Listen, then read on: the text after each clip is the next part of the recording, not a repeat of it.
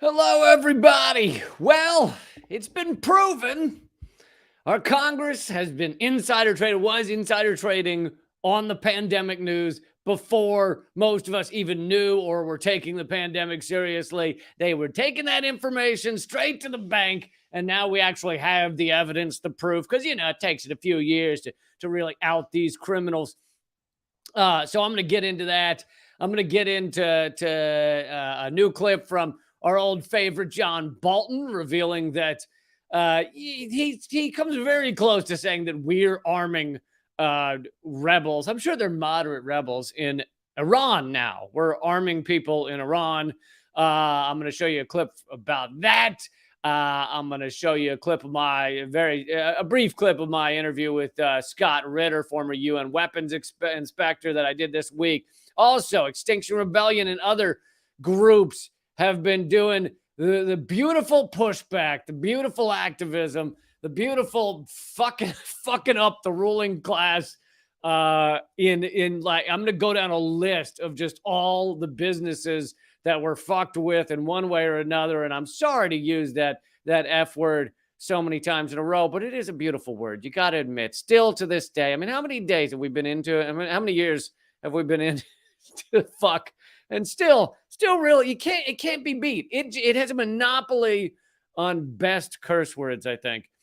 But yeah, so thank you all for joining me, and we're going to get right into it. And I hope you're having a wonderful week. I hope in this time of exploiting workers, maybe more than ever before. Maybe that's a bit of a stretch, but so much worker exploitation, so many people struggling. I hope you get a couple of days off, a day or two off for what many people call Thanksgiving. I don't know. You can actually, in the comment thread, you can put what you choose to call it, whether you choose to call it Genocide Remembrance Day, whether you choose to celebrate something else. Like, let's just say it's a day of getting together with your loved ones and your family and telling them that they should be married by now. You're 40 years old. Like, maybe that's what you want to call it. It's a day of getting together with your loved ones and reminding yourself and them why you hate each other and why you only get together a couple of times a year. Isn't that how the day ends? The day ends with you going, God, I love these people. It's so good. I don't have to see them for another 6 months or 8 months or whatever. I'm turning this light up. I feel like it's a little low. But everybody, thank you for being here. If you haven't already, join the free email list by texting the word censored to 33777. Internationally, you can also sign up at leecamp.com. But let's get into it. So this is how you know it's fucking crooks running the American government. Even the Wall Street Journal, the right-wing newspaper of the ruling class, has outed Congress for insider trading. Like, that is that's like when your drug dealer walks up to you and says, you should back off a little, man. You're doing a little too much. This isn't healthy. That's what this is. This is the Wall Street Journal outing Congress for insider trading that's a heroin dealer going, dude, this is not good for you, man. You are overdoing it. So, all right. So this comes from the Wall Street Journal. They did an investigative piece. And here's the cover of it, but I can't actually read it because I'm not going to pay the Wall Street. I'm not going to pay the Wall Street. Did I say it comes from Washington Post? It comes from Wall Street Journal. I'm not going to pay the Wall Street Journal to be a fucking member of their garbage. So, and I just don't have enough members yet at leecamp.net to actually get the full subscription. So instead, I'm going to get it from another outlet, which is nice because then you also don't support the Wall Street Journal, which is it's the main reason I get up in the morning, is to not support the Wall Street Journal. So the Wall Street Journal flags well-timed. There's a euphemism for you. It just so happened it was a well-timed trade. By golly, what a well-timed trade he had. well-timed trades in Washington that coincided with the pandemic. Federal officials working on the government response to COVID-19 made some well-timed financial trades when markets tanked and rallied at the beginning of the pandemic. So, it seems like it's been dozens of years. It's been whatever, 3 or something. It's been forever. But it seems like forever. For those of you who may already not remember, the markets all collapsed when the pandemic started really becoming a thing. And then they all came back when Congress revealed they were just going to give trillions of dollars to Wall Street. So there was a huge dip. I don't remember how long it lasted. And there was a huge resurgence. And if you bet correctly, because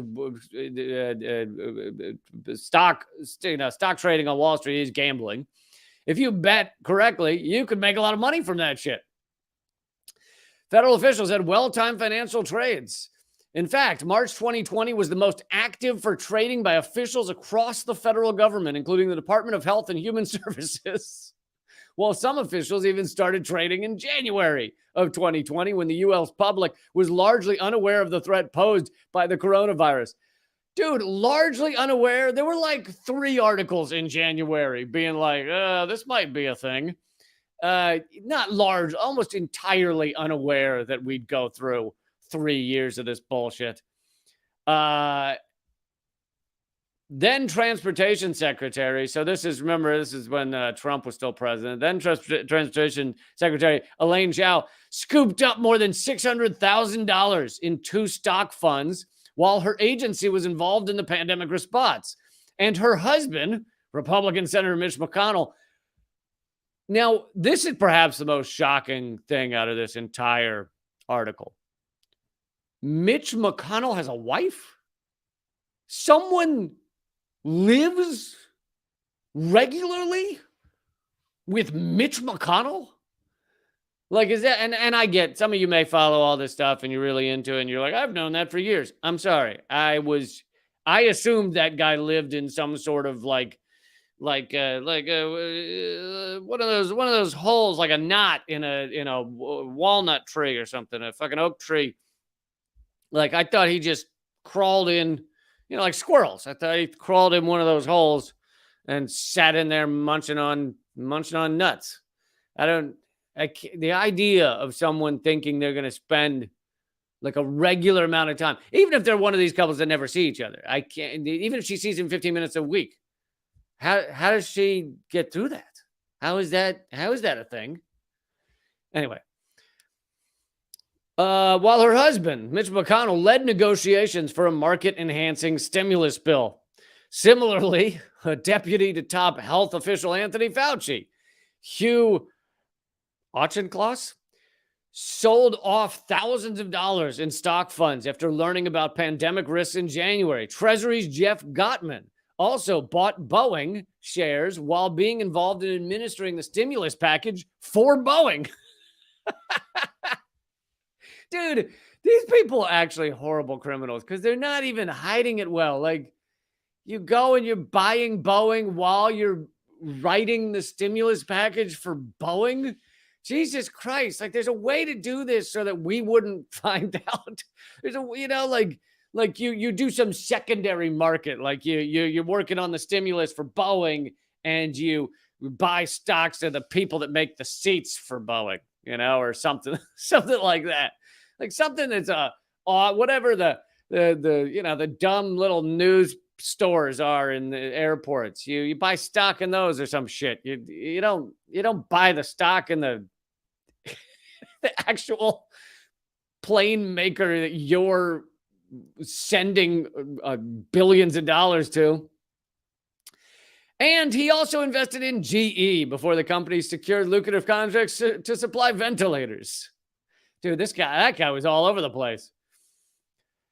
It is very hard to convict lawmakers of insider trading.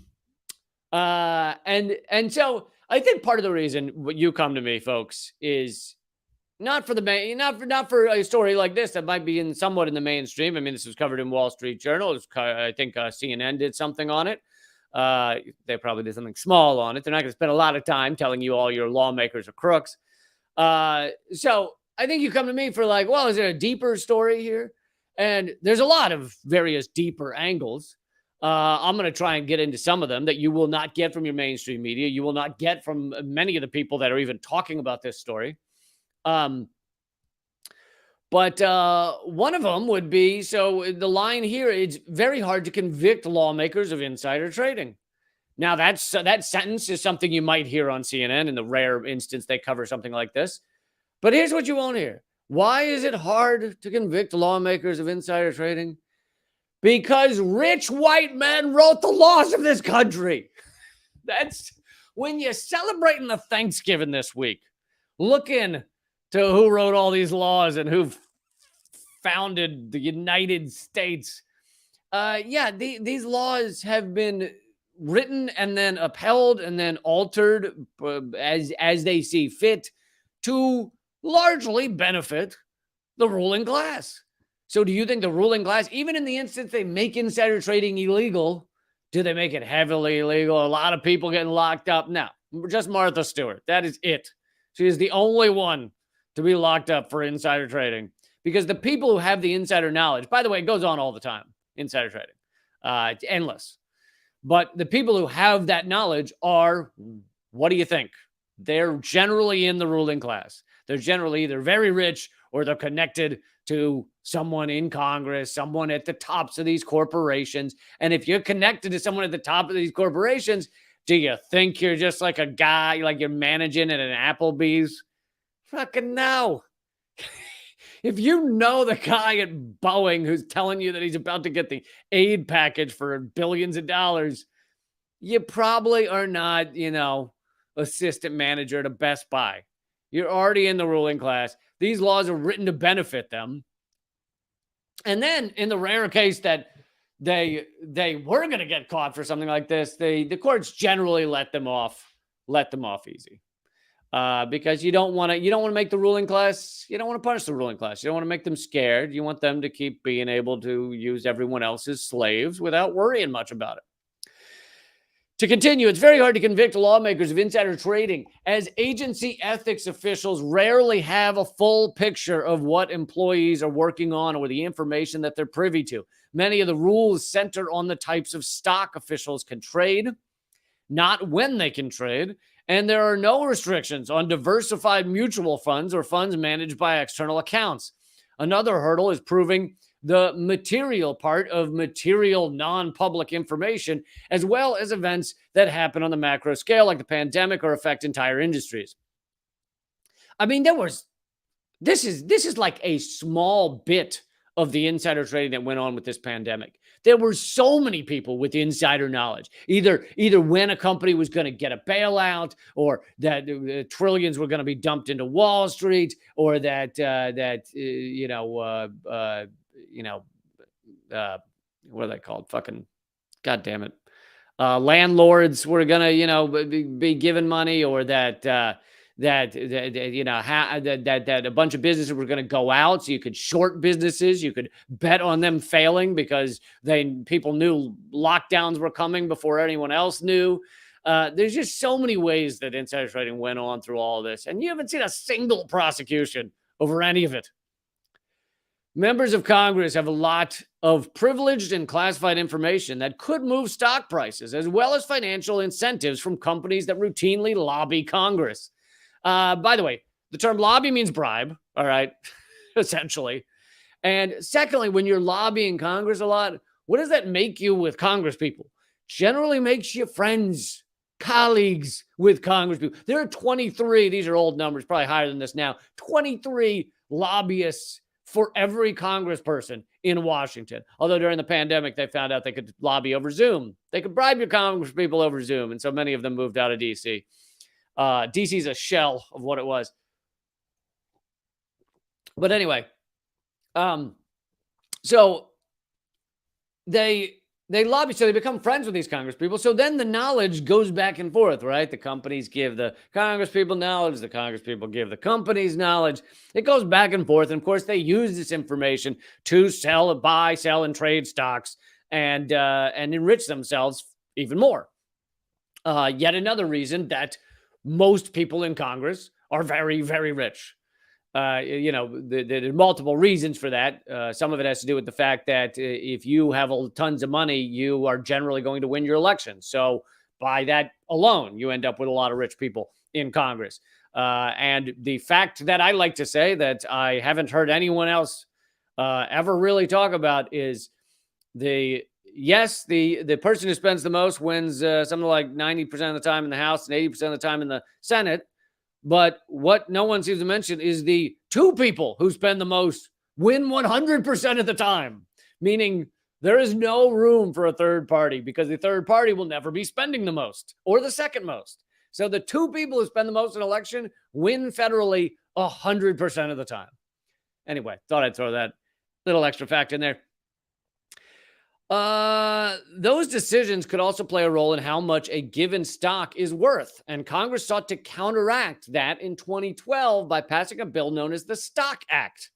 While the legislation requires lawmakers to disclose trades within 45 days, many say it doesn't do enough to prevent insider trading, as in nothing, and conflicts of interest. Another report by Wall Street Journal last week centered around trades by government officials that invested in companies that lobbied their agencies for favorable policies. And to give you a little more about insider trading in Congress and why it is so common and essentially never prosecuted,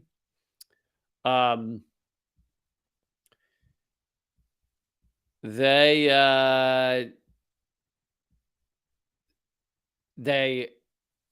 vaguely tried to stop it a few years back. Here's an article. Insider trading isn't illegal if you're a member of Congress. It's estimated that members of Congress and their families bought and sold over $500 million worth of assets. Insider trading is illegal in America. But if you're a member of Congress, there's a loophole. Members of Congress and their families are allowed to trade stocks with almost no limitations. There isn't a limit on lawmakers trading stocks based on classified information, nor is there oversight regarding the trades that lawmakers are allowed to make based on other information they are privy to as part of their job. This is a glaring contrast to the strict insider trading laws that ban the same kind of behavior for everyone else in the country. Companies also are well aware of this loophole and even give Congress members special access to IPO stocks prior to their being made available to the general public. You can make a lot of money on IPO stocks if you know they're coming and you know when and things and can get access to them. One example of this kind, and I'm sure a lot of you knew her name was coming up. One example of this kind of access being offered to lawmakers was seen in 2008 when Visa offered Nancy Pelosi early IPO stock access at the very time that legislation that Visa opposed was being brought to the House floor. So, I mean, this is the most clear example of a bribe I've ever seen. So there's a bill that Visa is opposing, meaning it would put more regulations on Visa.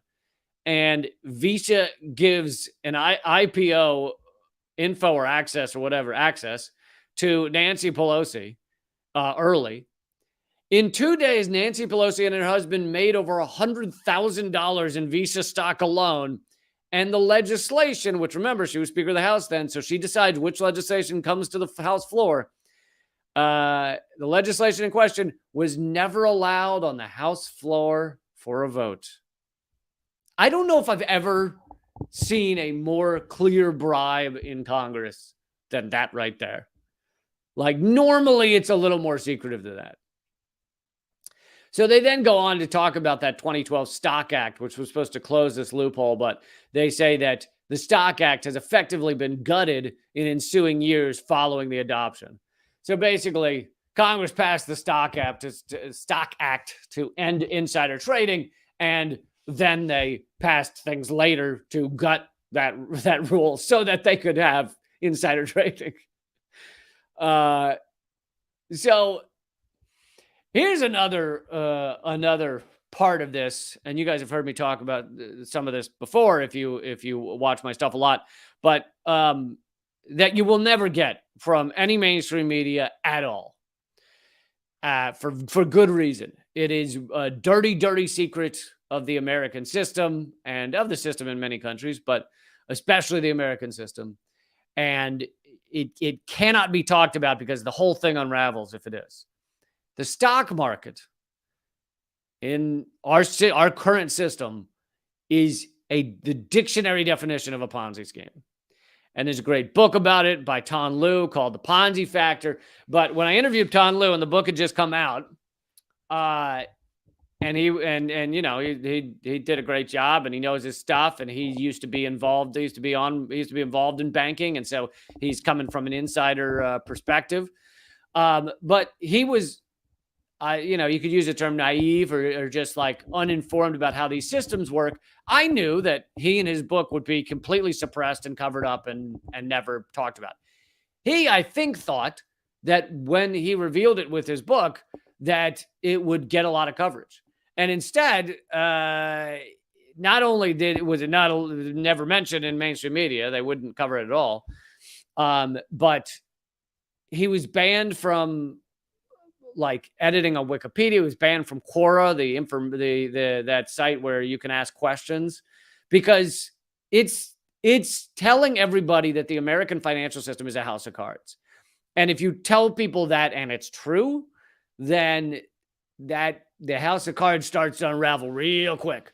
Like actually, that's what just happened with FTX, right? The fourth largest cryptocurrency platform that just collapsed. What happened? Well, a journalist started looking into where their money was coming from and started realizing that they were shifting money between various entities and that they didn't have the whatever the term for backup funding in case of an emergency, in case of a rainy day that they claimed they did.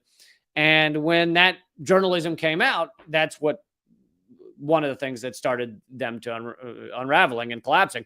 And so it's the same with the U.S. stock market system. If you talk about the fact that it's a Ponzi scheme, then it's very dangerous to the system as a whole. But anyway, I'm not saying there aren't others that talk about it, but I'm just saying that Ton Lu's book has not gotten the coverage that it should have. All right, so let's see.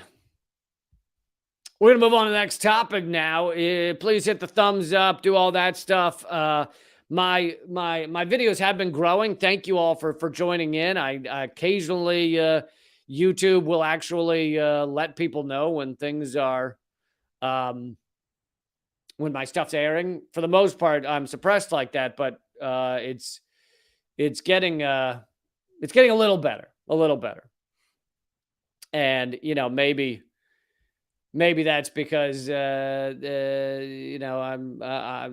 don't know. I actually don't know why that is. But it would be nice if it keeps happening. But anyway, it's thanks to you that I can do this. So please become a member at leecamp.net. Anyway, let's get into the next story. All right. So I'm not going to spend long on this, but John Bolton, he's a former national security advisor under Bush and Trump. He's a total maniac. There's really no one more in our government who kind of wants to see everything end in a rain of fire. He wants to kill. I mean, he is a true-on sociopath at minimum. Wants to bomb every country, doesn't care about the ramifications, doesn't care how many die, certainly doesn't care about innocent people dying, loves when our sanctions are killing people, loves when our bombs are raining down. So, but the thing is, he occasionally reveals things that the system doesn't really want him to reveal because he's so kind of lost in his sociopathy that he thinks it's okay to say these things, because to him, there's nothing wrong with saying that you're trying to create a coup, meaning bring down another country, or you're trying to, create a failed system where millions die. He sees no problem in kind of saying that's the goal or that's what's happening. He said recently that he's been involved in planning multiple coups, which is an admission that the U.S. plans coups, which the U.S. government is not supposed to admit that, right? We say we don't support certain countries. We put what we call sanctions, which is economic war on other countries. I just did a video on Cuba and our economic war on them that's been going on for 60 years. But you won't see, generally speaking, you won't see Joe Biden or someone go, yeah, so we're working on creating a coup in that country. We're trying to bring down their government. However, Joe Biden did riff a line at the end of one of his speeches on Ukraine where he said that Putin had to be removed from power, which even that one, the White House had to walk back immediately because they're not U.S. government. That's one of the things behind the curtain, right? Is they're creating coups, they're destroying countries all over the world, and they're not supposed to say that's the goal. Anyway, you get the point. I'm over explaining this. You get what I'm saying. So he was on John Bolton, who is not in any real position right now, but he was on, and this was tweeted out by Mint Press News, which is an outlet I now work for. I have a show and an interview show with them. And so I hope you will become a member. The YouTube channel is called Behind the Headlines. So youtube.com/Behind the Headlines. You can get all my videos with Mint Press there. But Mint Press retweeted this, and I'll play the audio, but unfortunately the audio is in Persian or, in Farsi or something.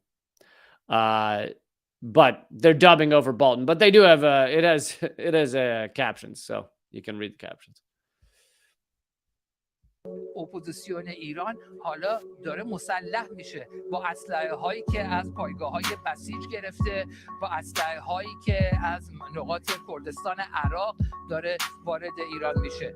برای همین فکر میکنم که چشمانداز یک تلاش سیستماتیک اپوزیسیون نه فقط اعتراض بلکه به کارگیری زور و قوه قهریه علیه حکومت با این پیام که ما دیگه غیر مسلح نیستیم.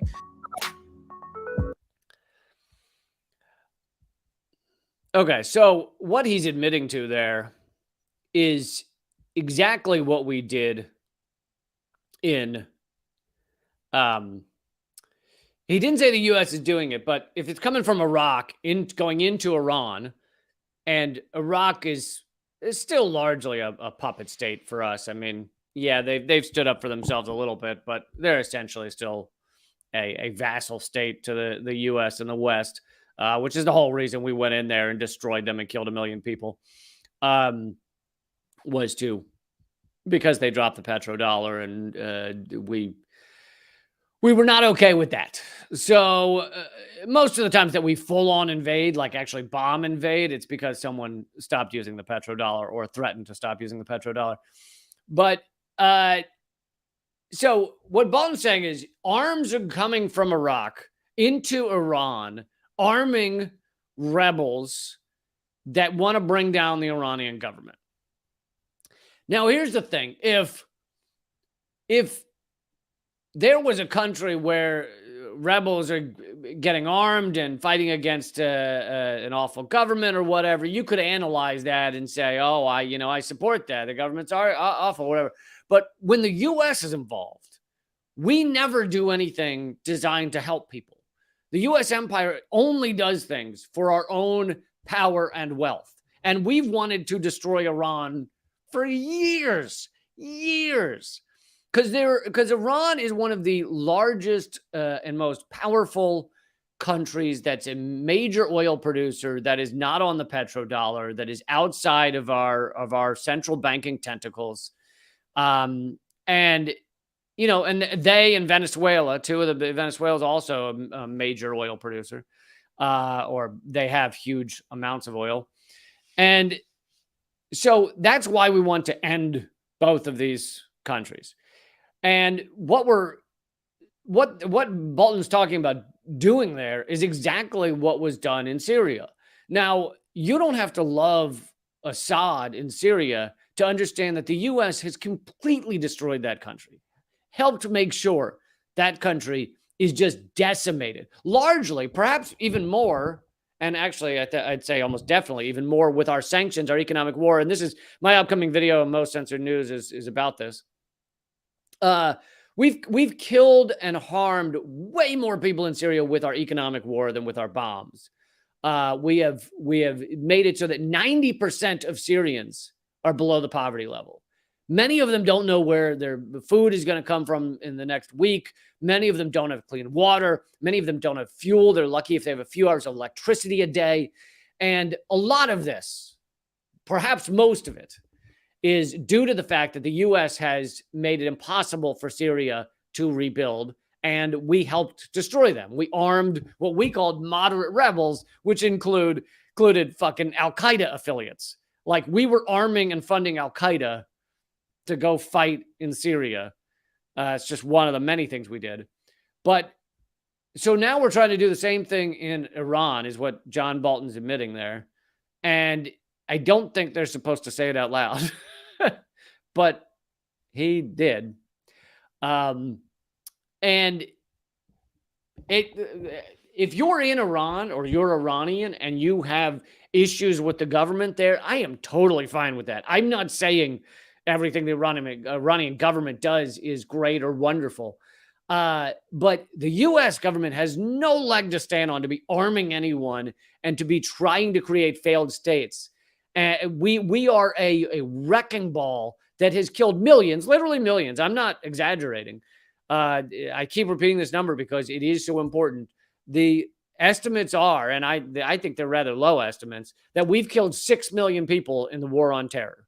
1 million directly, meaning a bomb landed on their head, and 5 million indirectly due to destroying the infrastructure, unclean water, making it so medicine can't become can't be gained and kept well, and electricity, all those things. So 6 million people in 20 years. And here we are in that same region trying to create another failed state. That would be our goal. And so, it's nice to see John Bolton at least admit this shit. Sometimes it's good to have him running around, yapping away with his full-on psychopath tendencies. All right, I wanted to show. I have several stories coming up. I'm gonna cover a long list of beautiful, beautiful activists. That's a good news story of the day. Is just people fucking up businesses, and I don't mean mom and pop shops. I mean the largest, most polluting, most disgusting businesses in the world. I'm gonna get to that in a minute, but first, I had on doing a new interview series with Mint Press, and you can get that. I'll type this. I'll type the YouTube channel in the comment section here, but it's at youtube.com/behind the headlines. And if you go subscribe there, it doesn't seem to be that suppressed yet, that shadow ban. So if you subscribe there, hopefully they will let you know when I'm doing new interviews. Already had on Chris Hedges, Stephen Donziger, Scott Ritter, Alan McLeod. So I want to show you just 1 minute from the Scott Ritter interview. And he's a former UN weapons inspector. You probably know him because he was the only U.S. official running around saying there was no WMD in Iraq before we invaded. And he was absolutely right because he knew what the fuck he was talking about. But speaking of these maniacs like John Bolton that are pushing us closer and closer to nuclear war, I asked him in the interview why we're hearing talk of nuclear war now more than ever. Why we hear people saying, oh yeah, Russia might use a nuclear weapon in Ukraine when they know that doing such a thing like that would result in the death of God knows how much humanity, possibly even the end of a livable planet. And so I asked him that, and here's some of his response.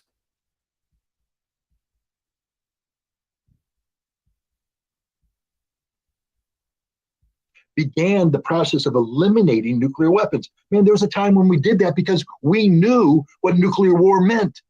We've forgotten today. We have people today who think we can fight and win a nuclear war.